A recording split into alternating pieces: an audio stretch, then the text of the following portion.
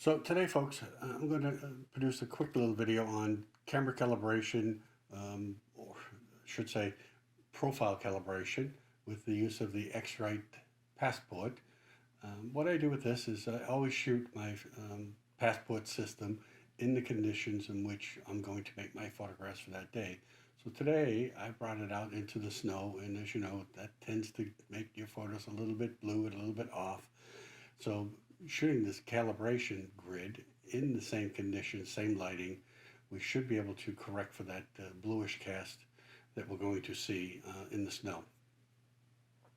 So to begin, I shot several of these and I cropped this one down until it was the right size. It took the bottom half of the calibration grid.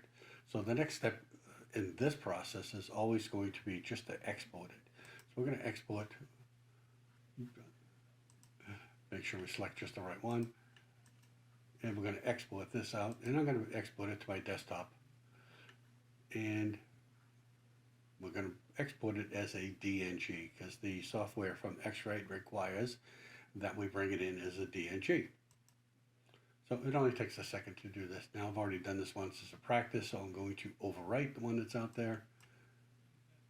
And as soon as Lightroom is finished exporting it, we'll close Lightroom because once I create this DNG file, and there it is, we have to bring it into xrite software, and we will then have to restart Lightroom for it to take effect.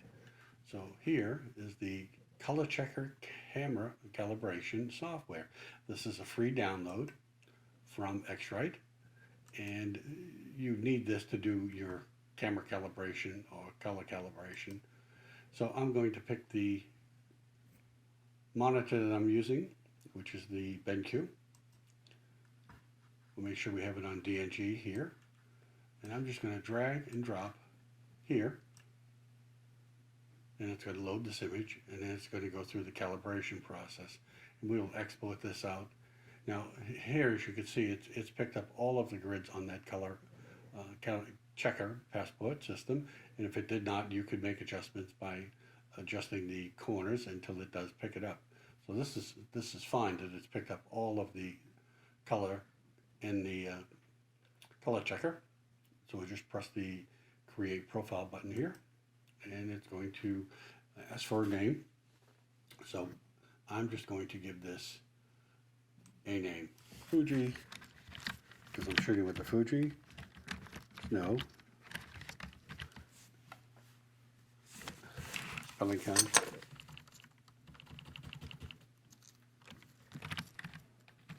Fuji. No.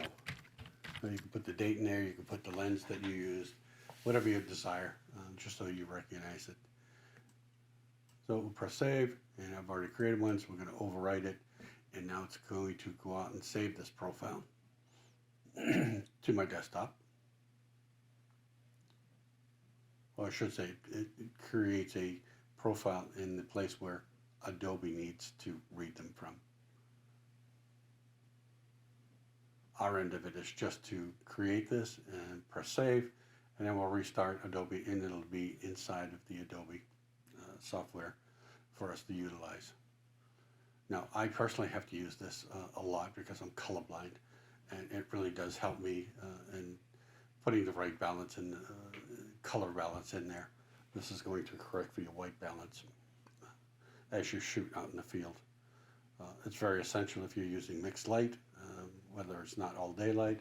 So now it tells us that the software has been created. Applications using this profile may need to be restarted, which I already closed Lightroom. So we'll just close this out. Now I'm going to restart Lightroom, and it should be in there once we bring it up and put a profile to it. Most folks, if you're like me, if you're not using this profile, you're going to just pick a photo and pick perhaps Adobe Color Standard. So we'll just pick one of these. It doesn't matter which one. Let me pick on this one. Press develop.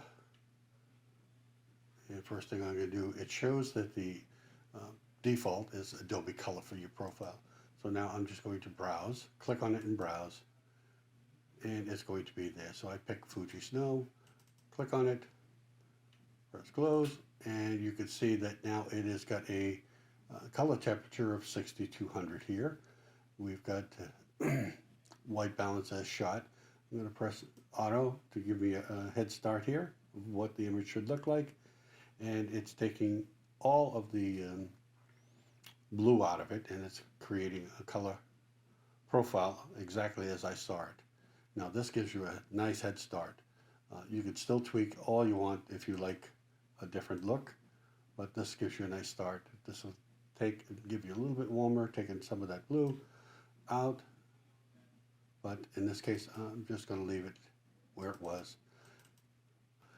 So this is a real basic and quick way to get your color balance correctly, especially if you're shooting in mixed light, in case like indoors, and you've got light coming in from outside and you've got fluorescent light. This will balance your color correctly.